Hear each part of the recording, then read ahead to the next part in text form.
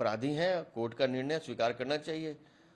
और जिस तरह के आरोप संजय सिंह पर लगे हैं, तो मुझे लगता है हमें इस निर्णय का स्वागत करना चाहिए। जी, इसके साथ ही गोपाल राय ने भी आज एक रन अगेंस्ट पॉल्यूशन अभियान चलाया, पॉल्यूशन को लेकर, इस पर क्या कहेंगे? जो लोग अपनी जिम्मेदारी से भाग रहे हों, उनके इस तरह से भागने पे मैं क्या टिप्पणी करूं? अगर आपने रन अगेंस्ट पॉल्यूशन करना था तो 9 साल से आपने अपने काम के लिए गंभीरता दिखानी चाहिए थी, आपको पोल्यूशन पे काम करना चाहिए था।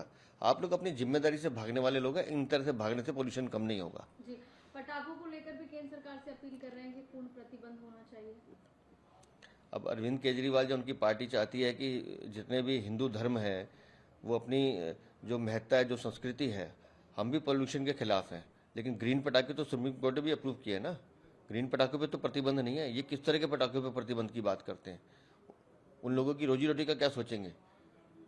तो जो गाइडलाइंस हैं सुप्रीम कोर्ट की, उसके अनुसार निर्णय होना चाहिए। दिल्ली में प्रीमियम बस सेवा लेकर आ रहे हैं, ये बात हमने कही है, उसके बारे में पूरी जानकारी दी है, क्या कहेंगे इस सेवा को?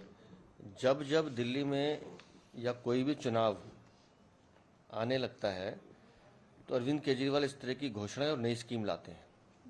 ये प्रीमियम बस सेवा कोई नई स्कीम नहीं है, ये पहले भी लाए थे, लेकिन जब उसमें भ्रष्टाचार के आरोप लगे और ये जानकारी मिली कि उस समय के जो तत्कालीन उपराज्यपाल नजीब जंग थे, उनसे अनुमति नहीं ली गई थी और उसमें जो प्रस्ताव था वो संदिग्ध था, उसमें भ्रष्टाचार की बू आ रही थी, तो मजबूरन अरविंद केजरीवाल को वो प्रस्ताव बस्ते में डालना पड़ा। अब चूंकि फिर 2024 के चुनाव सर पर हैं, तो दोबारा से उसी स्कीम को ये घुमा फिरा के लाने की कोशिश कर रहे हैं। लेकिन इनकी किसी भी मंशा पर इसलिए संदेह होता है, जो मेरी जानकारी है कि अभी भी इन्होंने उपराज्यपाल से इसकी अनुमति नहीं ली है। और जब आपके पास डीटीसी है तो उस डीटीसी को पिछले 9 साल में अरविंद केजरीवाल ने पूरी तरह से एक घाटे में बदल के रख दिया, एक सफेद हाथी बना के रख दिया। आज दिल्ली में जो भी बसें चल रही हैं वो केंद्र सरकार द्वारा दी गई फेम 2 बसें हैं, इलेक्ट्रॉनिक बसें, या जो डीटीसी की बसें चालू हालत में हैं। अरविंद केजरीवाल को चाहिए कि उस डीटीसी को जिंदा करे, उनके जो कर्मचारी हैं उनको तनख्वाह समय पे मिले, उनके जो पुराने कर्मचारी जिनको पेंशन नहीं मिल रही कई कई साल से, उनकी पेंशन का इंतजाम करे। तो डीटीसी को हमें सर्वाइव करना पड़ेगा।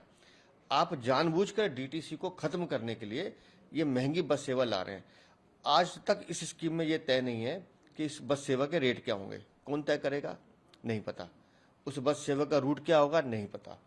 उस बस सेवा की पूर्व अनुमति उपराज्यपाल से ली, नहीं ली। क्यों? क्योंकि जैसे चुनाव से पहले शराब नीति लाए, व्यापारियों से धन इकट्ठा किया, पंजाब और गोवा में लगाया। मुझे लगता है कि इस प्रीमियम बस सेवा के पीछे भी बहुत बड़े उद्योगपतियों को साधने की कोशिश की गई है कि किसी तरह से उस पैसे का प्रयोग हम चुनाव में कर सकें।